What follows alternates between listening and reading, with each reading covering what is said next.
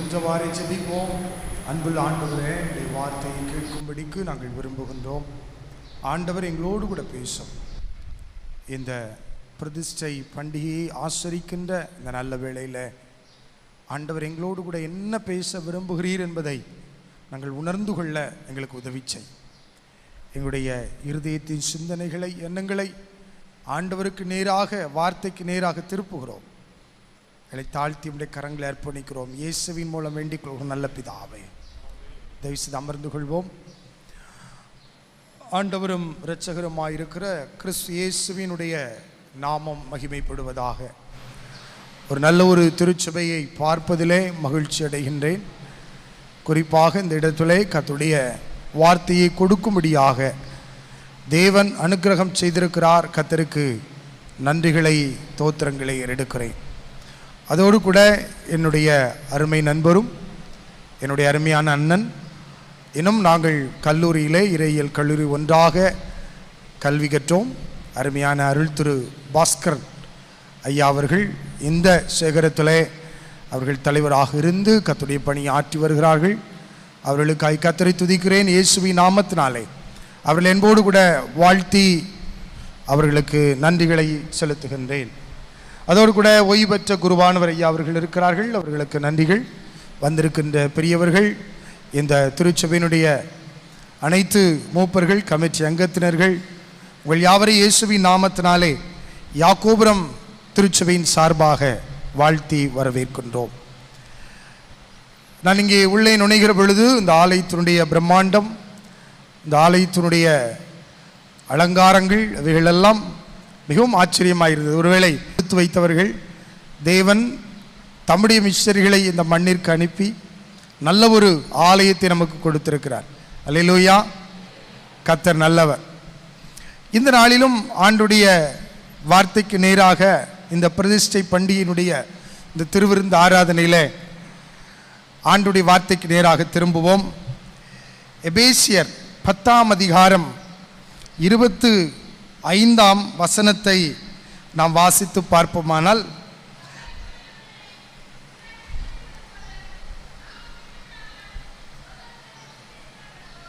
அங்கே எபிரேயர் ஆக்கியன் எழுதும்போது இந்த வசனத்தை இவ்வாறாக எழுதுகிறார். இன்னைக்கு நான் பிரசங்கத்தை செய்ய போகிற பகுதி அதுதான். சிலர் சபை கூடி விடுதலை விட்டுவிட்டது போல நாமும் விட்டுவிடாதிருப்போமாக. எபிரேயர் ஆக்கியோன் இதை புத்திமதியாக இந்த மக்களுக்கு இந்த பொதுவான நிருபத்திலே சொல்லுகிறார். அநேக வேளைகளிலே ஆலயம், சபைக்கு செல்ல வேண்டும். அதிலே எந்த விதமான மாற்று கருத்துக்களும் இல்லை. ஆலயத்திற்கு செல்ல வேண்டும், ஆண்டவரை ஆராதிக்க வேண்டும் என்பதிலே மாற்று கருத்து இல்லை. அல்லது சில வேளைகளிலே எதற்கு ஆலயத்திற்கு போக வேண்டும்? பல்வேறு சூழ்நிலைகளிலே வருகிற பொழுது மக்கள் பல்வேறு கருத்துக்களை, பல்வேறு எண்ணங்களை சிந்தைக்குள்ளே ஏற்றி விடுகிறார்கள். எதுக்குங்க சபைக்கு போனோம்? அங்கே ஒரே சண்டையாக போடுறாங்க. சில சொல்லுவ வார்த்தை அடுத்து அவ்வளோ எடுத்து திங்குறானுங்க. திங்கிறதுக்குன்னே ஒரு கூட்டம் இருக்குது. எதுக்கு சபைக்கு போனோம்? இன்னும் சபைக்கு போகிற சிலர் சொல்லுகிற காரியம், சபையில் ஒருத்தர் ஒழுங்காக இல்லைங்க, அவங்க அப்படி இருக்கிறாங்க, இவங்க இப்படி இருக்கிறாங்க. இன்னும் சற்று சிலர் மேலே போய் ஆராதனையே சரி கிடையாதுங்க, அங்கே எப்படி பரவசமாக வெளியே ஆராதிக்கிறாங்க, இங்கே எந்திரிச்சு நின்றுங்க உட்காருங்காங்க, இங்கே ஆராதனை சரி கிடையாது, அபிஷேகம் இல்லை, அந்நிய பாஷெல்லாம் இல்லை, இங்கே போகக்கூடாதுங்க. ஆனால் எபிரேயர் ஆக்கியோன் இங்கே சொல்லுகிறார், சபை கூடி வருதலை சிலர் விட்டுவிட்டது போல நாமும் விட்டு விடாதிருப்போமாக. சபை கூடி வருதல் மிக முக்கியமானது. ஆலயத்திற்கு போவது, ஆண்டவரை ஆராதிப்பது, ஆண்டவரை நேசிப்பது. சிலர் ஞாயிற்றுக்கிழமை கடையை திறந்து அல்லது ஞாயிற்றுக்கிழமை வேலைக்கு போய் சில காரியங்களை செய்வதற்கு முயற்சிக்கிறார்கள். கர்த்தருடைய நாளிலே அவர்களுக்கு என்ன முயற்சி? சபைக்கு போக வேண்டும், ஆலயத்தில் ஆண்டவரை ஆராதிக்க வேண்டும். அதெல்லாம் இல்லை, வேலைக்கு போகணும். அப்படி என்றால் இன்னும் பல்வேறு விதங்களிலே ஆண்டவரை ஆராதிப்பதிலே தயக்கம் காட்டுகிறோம். ஆண்டவரை ஆராதிப்பதை விட்டு விடுகிறோம். எபிரேயர் 1:23 சொல்லுகிறார், தலையாகிய கிறிஸ்துவில் வளர்வதற்கு அவர் இந்த சபையினுடைய தலையாக இருக்கிறார். ஆண்டவர் இந்த சரீரமாகிய சபைக்கு அவர் தலைவராக இருக்கிறார், அவர் தலையாக இருக்கிறார் என்று வேதம் சொல்லுகிறது. அப்போ சரீரமாகிய இந்த சபை வளர்வதற்கு அவர் முன்னின்று நடத்துகிறார். அவர் தம்மை இந்த திருச்சபைக்கு இரத்த கிரயமாக செலுத்தி இருக்கிறார். ஆண்டவராய் இயேசு கிறிஸ்துவின் இரத்தத்தினாலே மீட்டு கொள்ளப்பட்ட திருச்சபை. இதற்காக தேவன் தம்முடைய இரத்தத்தை சிந்திருக்கிறார் என்பதை நாம் மறந்து போகக்கூடாது. ஒரு நிறைய குறைகளை நாம் அடுக்கலாம், நிறைய காரியங்களை அதற்கு நெகட்டிவாக அல்லது எதிரிடையாக நாம் சொல்லலாம். ஆனால் ஆண்டவர் ஆலயத்திற்கு வாருங்கள் என்று அழைக்கிறார். கர்த்தரால் ஆசீர்வதிக்கப்பட்டவரே உள்ளே வாரும் என்று ஆண்டவர் அழைக்கிறார். வெளியே நிற்கண்டா. இன்னும் சிலர் சொல்லுவாங்க, இன்னும் சிலருடைய கருத்து என்ன, இந்த ஐயர் இருக்க வர நான் வாங்க மாட்டேன், கம்யூனியனுக்கு நற்கரணைக்கு வரமாட்டேன், இந்த ஐயர் இருக்க வர இந்த கோயிலுக்குள்ளே நான் நுழைய மாட்டேன். ஆம், யாருக்கு வந்தது? ஆண்டவரை நேசித்து ஆண்டவரை பார்க்க வந்தா, ஆண்டவரை ஆராதிக்க வந்தால் இந்த வார்த்தை வராது. இன்னைக்கு அநேக நேரங்களிலே சபை கூடி வருதலை விட்டு விடுகிறோம். சபைக்கு வருவதற்கு அநேக எதிரடையான காரியங்களை சொல்லி கொண்டு விலகி கொள்கிறோம். இன்னைக்கு ஒரு 5 குறிப்பு சொல்லி முடிச்சிடுறேன் சீக்கிரமாக. எதற்காக ஆலயத்திற்கு வர வேண்டும்? ஆலயம் என்ன சொல்லுகிற, வேதாகமம் திருமறை நமக்கு என்ன சொல்லுகிறது? எதற்கு ஆலயத்திற்கு வர வேண்டும்? 5 குறிப்புகள். முதல் குறிப்பு எபேசியர் 4:12. எபேசியர் 4:12.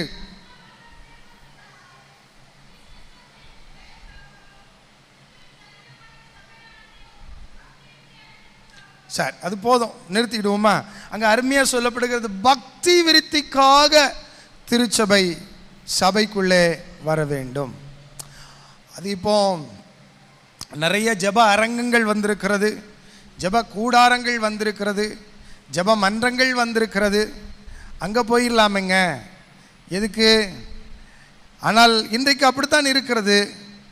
ஆனால் வேதாகமம் சொல்லுகிறது, பக்தி விருத்தி அடைவதற்காக தேவன் இந்த சபையை கொடுத்திருக்கிறார். அகப்பை குளம் திருச்சபை, இந்த தூய அந்திரே ஆலயத்தை தேவன் நமக்கு தந்திருப்பது நாம் கிறிஸ்துவிலே பக்தி விருத்தி அடைவதற்காக, தேவனுக்குள்ளே நீங்கள் கட்டப்படும்படிக்கு, தேவனுடைய விசுவாசத்திலே அன்பிலே நீங்கள் கட்டப்படும்படிக்கு பக்தி விருத்திக்கான இடமாக இது இருக்கிறது.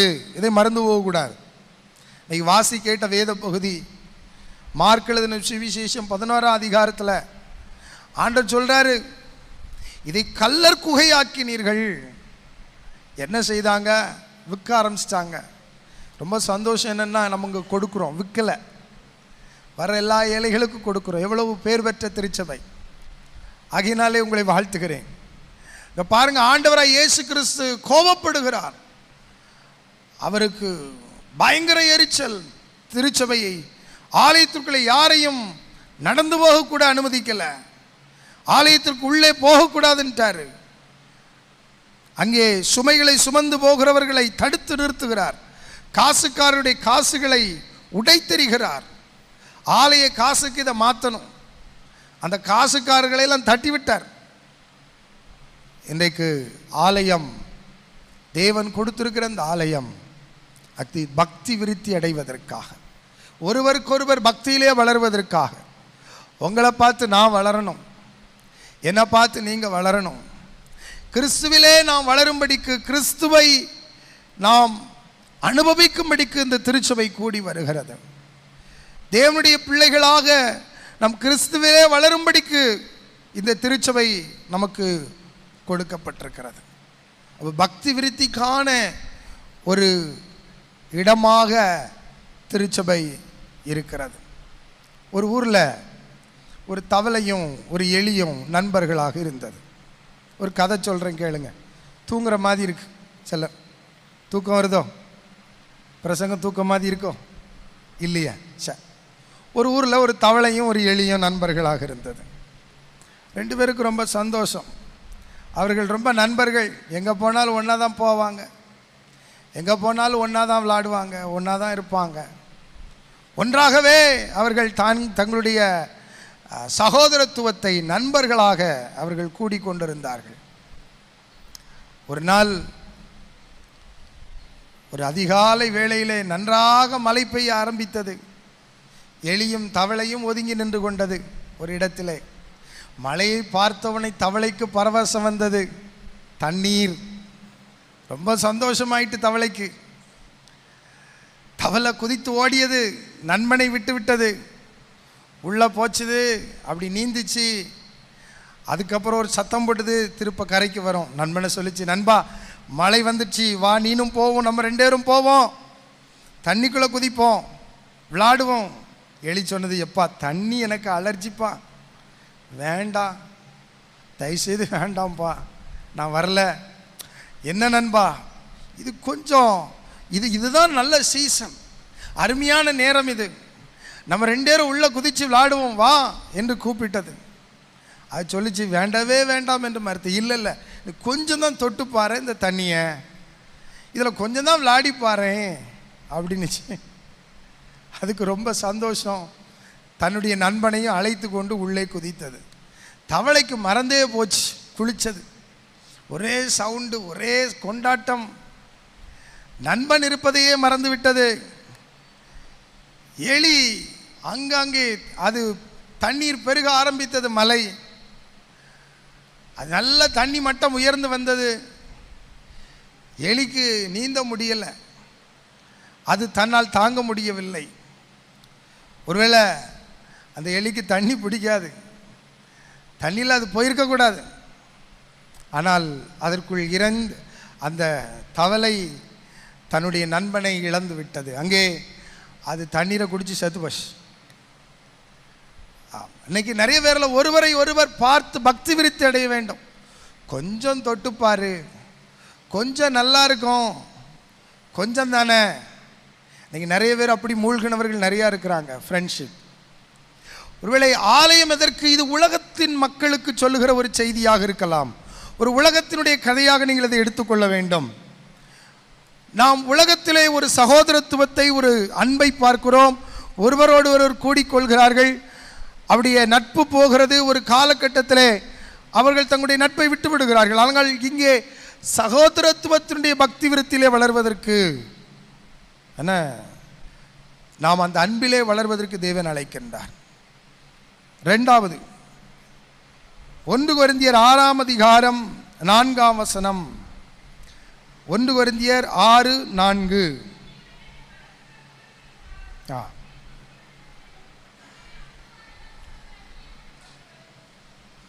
வேதம் 2வது சொல்லுகிறது,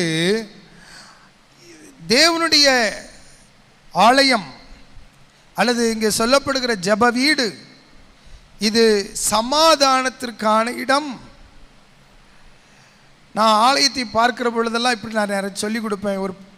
எங்களுடைய ஆலயத்தில் தற்சமயம் தாளந்து போட்டிகள் பாலியர் நேசன் மூலமாக நடந்து கொண்டிருந்தது. ஒரு பிள்ளைக்கு ஒரு தலைப்பு, தேவாலயம் அப்படிங்கிற தலைப்பு. அவள் வந்து என்கிட்ட கேட்டா சில காரியங்களை. ஐயா, தேவாலயத்தில் என்ன கவிதை எழுத முடியும்? ஒரு கவிதை எழுதி கொண்டு வானே. தேவாலயம் நன்றாக எழுதியிருந்தால், தேவாலயம் நம்முடைய தேவனுடைய ஆலயத்தை நீங்கள் பார்க்கிற பொழுது இட்ஸ் எ கோர்ட், இது ஒரு நீதிமன்றம். இங்கே சமாதானத்திற்கான இடம் இருக்கிறது. நீதிபதி ஒருவர் இருக்கிறார், அவர் கண்களுக்கு புலப்படாதவர். ஒருவேளை அவர் உங்களுக்கு தெரியாது. He will judge you with your action, with your witnesses, not your witnesses. உங்களுடைய சாட்சிகளை கொண்டல்ல, தேவன் தம்முடைய வல்லமையை கொண்டு உங்களை நீதி செய்வார். ஒருவேளை இது தேவனுடைய ஆலயம், இது கர்த்தருடைய புவியியல் மாற்றத்தை உருவாக்குகிற இடம். ஆண்டவர் சொல்றாரு, நீங்கள் இங்கே ஜோமன்னா மழை பெய்யும்.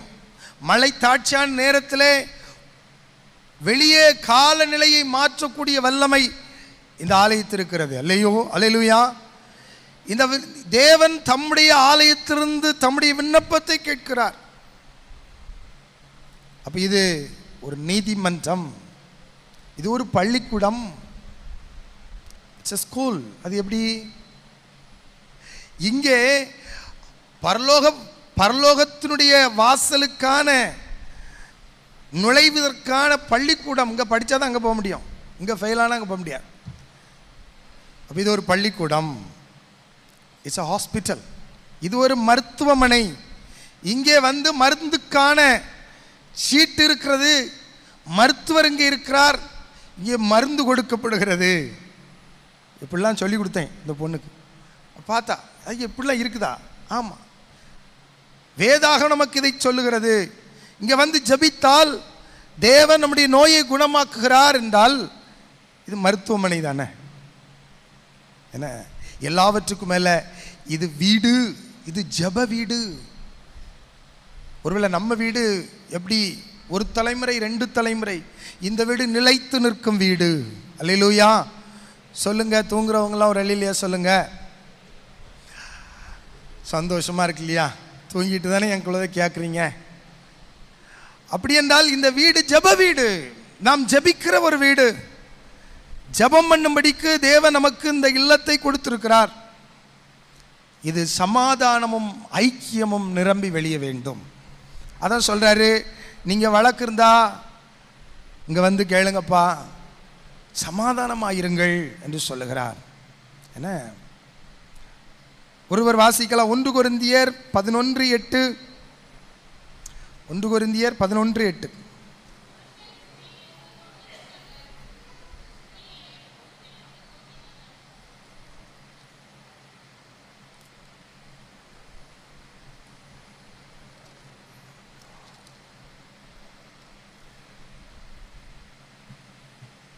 அந்த பகுதியிலே நாம் பார்க்கிற பொழுது 11ஆம் அதிகாரம் முழுவதுமாக நற்கருணை குறித்து கடைசி பகுதியிலே சொல்லப்படுகிறது.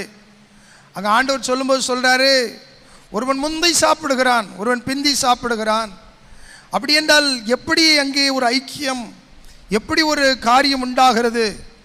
தேவனுடைய பந்தியை, தேவனுடைய வீட்டை ஒரு பொருட்டாக எண்ணாமல் தேவனுடைய வீட்டை இழிவாக எண்ணுகின்ற ஒரு மனப்பாங்கு இருக்குமானால் ஒரே அல்லது நம்முடைய வாழ்க்கையிலே நல்லதல்ல, அது நம்முடைய வாழ்விலை சாபத்தை கொண்டு வரும். 3வது அப்போஸ்தலர் 16ஆம் அதிகாரம் 5ஆம் வசனம். 3ஆவதாக விசுவாசத்தினுடைய உயர்வுக்காக வருகிறோம். விசுவாசம், கிறிஸ்துவிலே விசுவாசம் அடைவதற்கு விசுவாசிகளினுடைய கூட்டம் என்று பெயர். இதற்கு என்ன பெயர்? நம்ம எல்லாம் கூடி வந்திருக்கிற விசுவாச கூட்டம். we are a believers, faith oriented. நம்மெல்லாம் கிறிஸ்துவிலே விசுவாசத்திலே வளரும்படிக்கு, விசுவாசத்தை பலப்படுத்தும்படிக்கு, விசுவாசம் இல்லாதோருக்கு விசுவாச ஊக்கத்தை கொடுக்கும்படிக்கு விசுவாசிகளின் கூட்டம். ஆதி அப்போஸ்தலர் திருச்சபையிலே ஒன்றாக இருந்தார்கள், ஒருமனப்பட்டிருந்தார்கள். விசுவாசிகளாகிய ஒரே கூட்டத்தார், ஒரே இருதயமும் ஒரே மனமும் உள்ளவர்களாக இருந்தார்கள். கிறிஸ்துவிலே வளர்வதற்கு, திருச்சபை உலகமெங்கும் போவதற்கு இந்த விசுவாச கூட்டம் இருந்தது. அப்போ விசுவாச கூட்டம், விசுவாசத்தினுடைய சக்தி, நாம் கொண்டிருக்கிற நம்பிக்கை, கிறிஸ்துவின் பேரில் வைக்கிற நம்பிக்கை, ஒருவர் வீழ்கிற பொழுது மற்றவரை தூக்கி விடுவதற்கான நம்பிக்கையை இந்த கூட்டம் நமக்கு தருகிறது. ஒருவேளை நம்முடைய ஆலயம் மிக அலங்காரமாக இருக்கலாம், ஆலயத்தை மிகவும் நாம் நேசிக்கிறோம், ஆலயத்திற்காக அநேக காரியங்களை செய்கிறோம். ஆனால் நம்முடைய விசுவாசம் வளர்ந்திருக்கிறதா? கிறிஸ்துவிலே நம்முடைய விசுவாசம் எப்படிப்பட்டதாக இருக்கிறது? ஒரு சிறிய ஒரு இழப்பிலே அல்லது ஒரு சிறிய வருத்தமான ஒரு சூழலிலே ஏதோ எதிரடையான சம்பவங்கள் நம்முடைய வாழ்வில் நடக்கிற பொழுது இனி ஆலயம் போக வேண்டாம் என்று எண்ணுகின்ற மனிதர்கள் எத்தனை பேர் இருக்கிறார்கள்? எதுக்கு ஆலயத்துக்கு போகணும்? என்னத்தை ஜெபம் பண்ணி கண்டோம்? நான் ஜெபம் பண்ணதெல்லாம் எனக்கு கிடைக்கலையே. ஒருவேளை அப்படிப்பட்ட ஒரு எண்ணத்தோடு வந்திருப்பீர்களா? நான் இன்றைக்கு நான் சொல்கிறேன், விசுவாசிக்கிறவர் இன்னார் என்று நீங்கள் அறிந்திருக்க வேண்டும். அல்லேலூயா. நீங்கள் நம்ம எப்படி விசுவாசிக்கிறோன்னா, நான் போய் ஜெபம் பண்ணிட்டேன், கர்த்தர் எனக்கு தந்துடணும். ஆனால் ஆண்டவர் சொல்கிறாரு, நீ ஜெபம் பண்ணி இருக்கிறாய், என்னுடைய சித்தத்தின்படி நான் உனக்கு தருவேன். என்ன பார்க்கும்போது உன் வேண்டுதல் கேட்கப்பட்டது, சமாதானத்தோடு போ. ஆமாம், ஆண்டவர் சொல்லுகிற ஒரு வார்த்தை. அதோடு ஒன்றை சேர்த்துக் கொள்வோம், தேவ சித்தத்தோடு செய்யப்பட வேண்டும். ஆண்டவருடைய சித்தம் என்னுடைய வாழ்வில் என்ன, அவர் எதை செய்ய சித்தமாக இருக்கிறார், அவர் எதை கொடுக்க போகிறார், அந்த எதிர்பார்ப்போடு வந்திருக்க வேண்டியது அவசியமாக இருக்கிறது. உங்களுடைய விசுவாசம் இன்னும் பலன் கொள்ளட்டும். நம்முடைய போராட்டமான சூழ்நிலைகளிலே, நம்முடைய இழப்பின் சூழ்நிலைகளிலே, நம்முடைய நஷ்டமான சூழ்நிலைகளிலே, நம்முடைய பலவீனமான சூழ்நிலைகளிலே நம்முடைய விசுவாசத்தை பலப்படுத்தும்படிக்கு சபை கூடி வருதல் அவசியம். நான்காவது, 2 கொரிந்தியர் 8ஆம் அதிகாரம் 1ஆம் வசனம் வாசிக்கலாம்.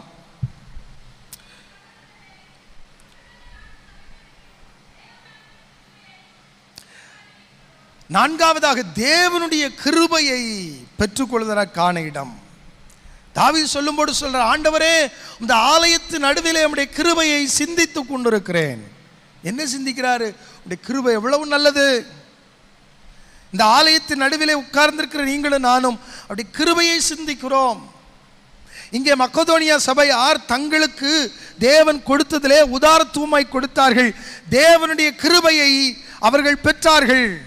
தேவனுடைய ஆலயத்திற்கு என்று கொடுக்கப்படுகிற காரியங்கள், தேவனுடைய ஆலயத்தில் நீங்கள் கொண்டு வந்து கொடுக்கிறவைகள் எல்லாம் தேவன் கிருபையாய் கொடுத்தவைகளை நீங்கள் கிருபை வரும்படிக்கு கொடுக்கிறீர்கள் என்பதை மறந்து போகக்கூடாது.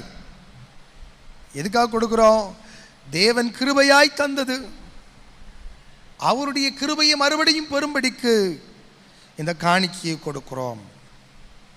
ஒருவேளை கிருபை கொடுக்கிறதுனால் கிருபை பெறுகிறது, நிறைய கொடுக்கிறோம், நிறைய கர்த்தருக்கு செய்கிறோம், அதோடு தேவனுக்காய் செய்கிறோம் என்ற மனப்பான்மையோடு வரும்போது ஆலயத்தில் இன்னும் ஆசீர்வாதங்கள் நமக்கு பெருகும். எதற்காய் செய்கிறேன்? கர்த்தருக்காய் செய்கிறேன். கர்த்தருக்கென்று கொடுங்கள், அப்படிதான் வேதம் சொல்லுது. மனப்பூர்வமாய் கர்த்தருக்கென்று கொடுங்கள், மனப்பூர்வமாய் தேவனுக்கென்று கொடுங்கள். நீங்க எதை செய்தாலும் கர்த்தருக்கென்று செய்யுங்கள். செய்து பாருங்க, தேவனுடைய ஆசீர்வாதம் உண்டு. அப்போ கிருபையை நாம் பெற்றுக்கொள்கிறோம். தேவனுடைய ஆலயத்துக்கு வரும்போது God give you grace. அவர் தம்முடைய சஃபிஷியன்ட், தம்முடைய அளவற்ற கிருபையை உங்களுக்கு தருகிறார். நான் எப்பவுமே சொல்லுவேன், இது தேவன் தங்குகிற ஒரு இடமாக இருக்கிறபடினாலே இதற்குள் ஓடி வந்து ஒழித்துக் கொள்கிறவர்கள் கிருபையை பெறுகிறார்கள், கிருபையை பெறுகிறார்கள். இந்த ஆலயத்தை தேவன் தம்முடைய நன்மையினால் வைத்திருக்கிறார். அதை நீங்கள் திருப்தியாய் பெற்றுக்கொள்ள வேண்டும் என்றால், அந்த ஆசீர்வாதங்களை பெற்றுக்கொள்ள வேண்டும் என்றால் இந்த கிருபையை நம்பி வாருங்கள், தேவனை நம்பி வாருங்கள். ஊழியர்களையும் அல்லது இங்கே இருக்கிற மனிதர்களையும் பார்த்து சபை கூடி விடுதலை விட்டு விடாதிருங்கள். கர்த்தரை பார்ப்பதற்கு வாருங்கள், வாருங்கள், இயேசுவை காணலாம். இதுதான் தேவன் கொடுக்கிற அழைப்பு, தேவனுடைய கிருபையை பெறுவதற்கான இடம். கடைசியாக முடிச்சுறேன், இது கற்றுக்கொள்கிற இடம். It's a learning place. Church it's a learning place. எதற்கான, எதை கற்றுக்கொள்கிறோம்? சத்தியத்தை கற்றுக்கொள்கிற இடம். நான் ஏற்கனவே சொல்லிட்டேன், இது பள்ளிக்கூடம், இட்ஸ் ஸ்கூல். ஒருவேளை இங்கே 1ஆம் கிளாஸ் படிக்கிற ஸ்டூடெண்ட் இருக்கலாம், 10th எழுதி பாஸ் ஆனவங்களும் இருக்கலாம், எனக்கு தெரியாதுங்க. ஆவிக்குரிய வாழ்விலே ஒருவேளை நீங்கள் தோல்வி நிலைமையில் இருக்கலாம், நீங்கள் வெற்றி நிலைமையில் இருக்கலாம், எனக்கு தெரியாது. ஆனால் இது சத்தியத்தை கற்றுக்கொள்வதற்கான ஒரு இடம் என்பதை மறந்து போகக்கூடாது. 1 தீமோத்தேயு 3ஆம் அதிகாரம் 15ஆம் வசனம் வாசிக்கலாமா? 1 தீமோத்தேயு 3:15.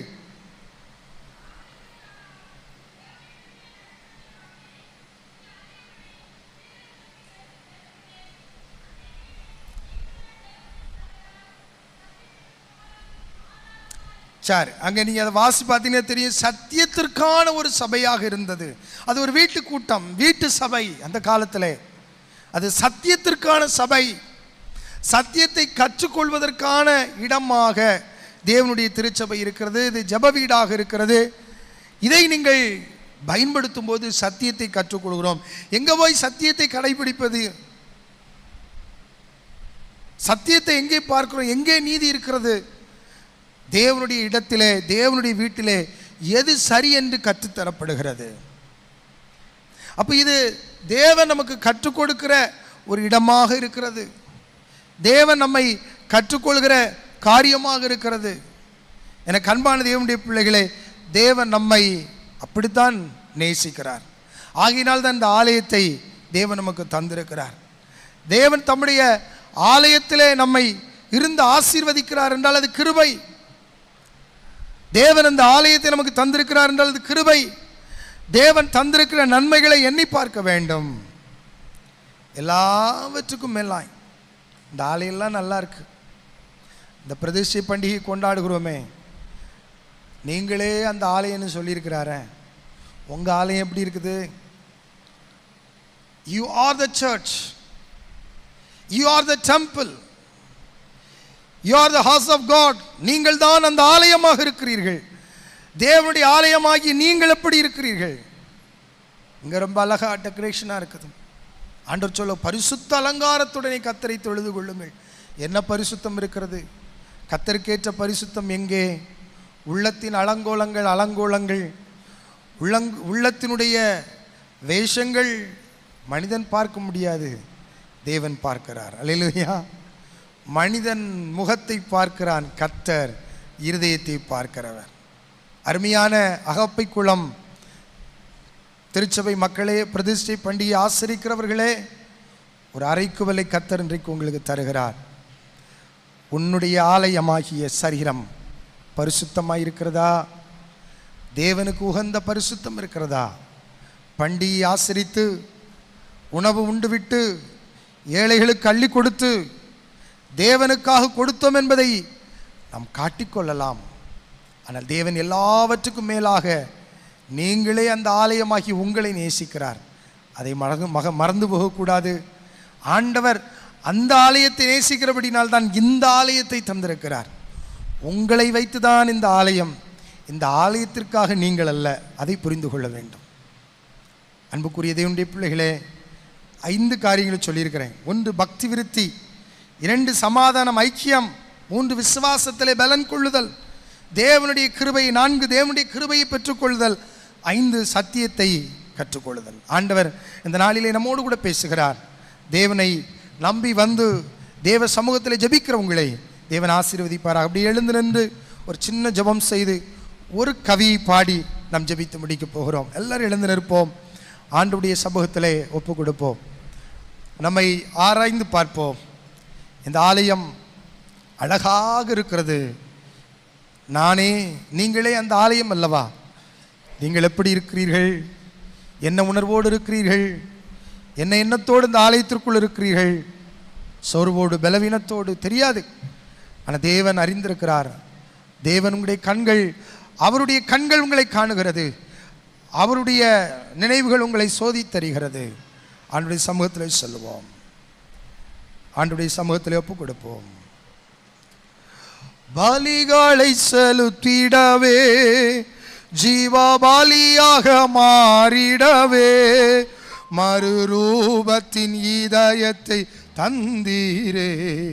சோத்திரம் சோத்திரமே, மறுரூபத்தின் இதயத்தை தந்தீரே. சோத்திரம் சோத்திரமே. ஆராதிக்க வந்தோம், அன்பு கூற வந்தோம், யெகோவா தேவனையே. துதித்திட வந்தோம், தொழுதிட வந்தோம், தூயவர் இயேசுவையே.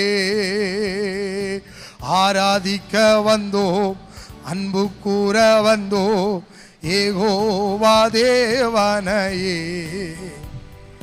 துதித்திட வந்தோம், தொழுதிட வந்தோம், தூயவர் இயேசுவையே. அலங்கார வாசலாலே பிரவேசிக்க வந்து நிற்கிறோம். தேவ வீட்டின் நன்மையாலே நிரம்பிட வந்து நிற்கிறோ. அன்புள்ள ஆண்டவரே, மை துதிக்கிறோம், மை சோதரிக்கிறோம். இந்த ஆலயத்தின் நன்மையினால் நம்முடைய பிள்ளைகளை திருப்தியாக்கும். தேவன் தம்முடைய கிருபைகளை தந்து வழி நடத்தும். நாங்கள் பரிசுத்த உள்ளத்தோடு பரிசுத்தமுள்ள இந்த ஆலயத்திலே பரிசுத்தமுள்ள தேவனை ஆராதிக்க எங்களுக்கு கிருபைதார். எங்களை தாழ்த்தி அர்ப்பணிக்கிறோம். இயேசுவின் மூலம் ஜெபிக்கிறோம் நல்ல பிதாவே.